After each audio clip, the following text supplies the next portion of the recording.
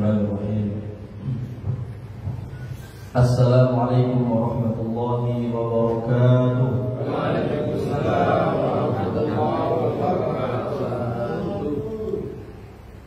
Alhamdulillah wassalatu wassalamu ala Rasulillah wa ala alihi wa sahbihi wa mawalah. La haula wa la quwwata illa billahil aliyyil azim.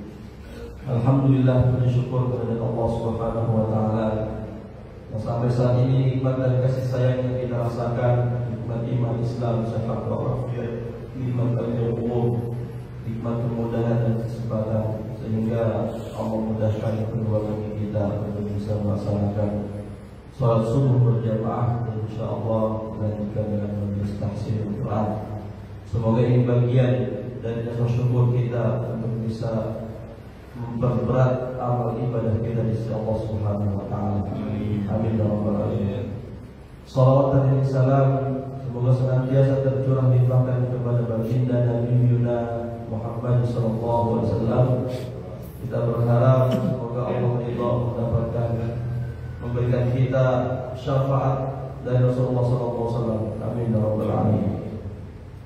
Jemaah yang dimuliakan Allah Subhanahu wa taala, dalam kesempatan yang berbahagia ini izinkan saya menyampaikan beberapa hal di antara syurutul intifa'i bil Quran. Syurutul intifa'i bil Quran maksudnya adalah syarat mendapatkan manfaat dari Al-Quran. Di antara syurut al-intifa'i bil Quran, syarat mendapatkan manfaat dari Al-Quran, at-ta'addabu ma'ahu. At-ta'addabu ma'ahu, kita mempunyai sopan dan santun terhadap Al-Quran. Jadi sopan dan santun itu bukan terhadap manusia saja, Pak. Dalam hal ini kita diajarkan at-ta'addabu ma'ahu, maksudnya sopan terhadap Al-Quran. Di antara beberapa hal yang perlu kita perhatikan ketika kita berinteraksi dengan Al-Quran, yaitu husnul niyah. Husnul niyah, berniat yang baik, berniat yang tulus, yang ikhlas lillahi ta'ala. Karena segala sesuatu tergantung kepada niatnya. Innamal a'malu binniyat.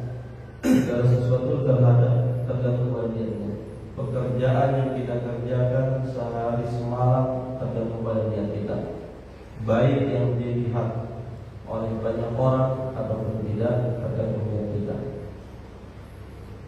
Yang kedua, di antara at-ta'addabu ma'ahu, yaitu taharatul qalbi wal jasad, bersihnya hati dan jasad kita ketika berinteraksi dengan Al-Quran.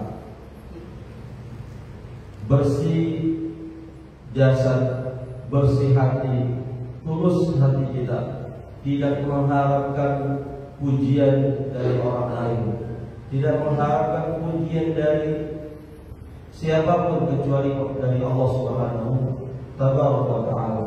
Dan begitu juga taharatul jasad, kesucian jiwa kita diutamakan, diupayakan sebelum megang mushaf, sebelum megang Al-Quran. Jasad kita bersih dari najis, dari kotoran baik, dan disunahkan untuk berwudu.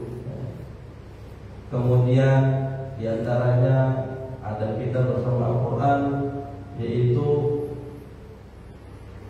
ketika membaca Al-Quran menghadap kiblat. Ini beberapa sunnah ya Pak ya. Menghadap kiblat, berwudu menghadap kiblat, kemudian memakai baju yang sopan, memakai pakaian-pakaian yang sopan.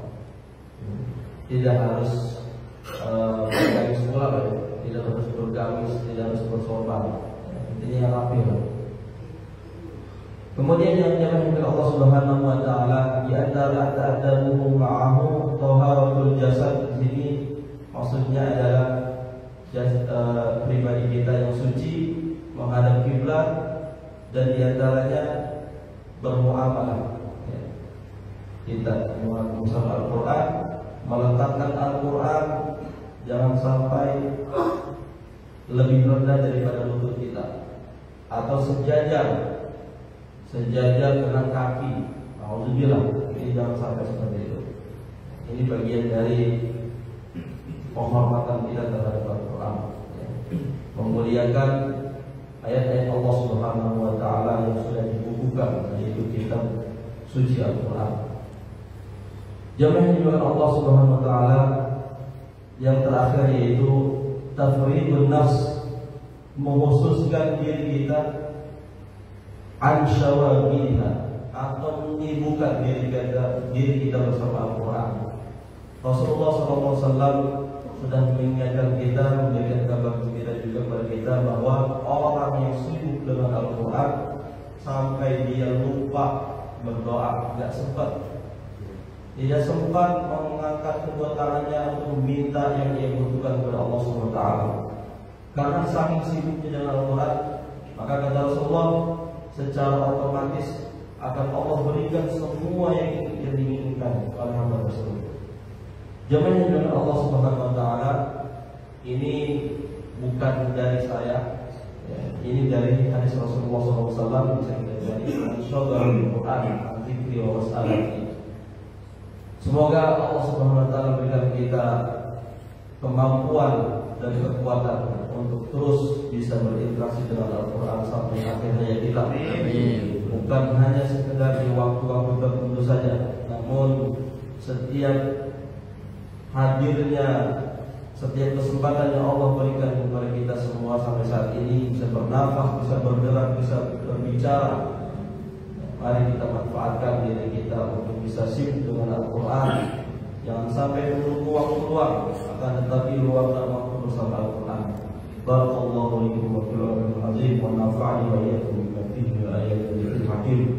Wa taqabbal minni wa minkum tilawatahu innahu samiul alim. Barakallahu fikum. Wassalamualaikum warahmatullahi wabarakatuh. Waalaikumsalam.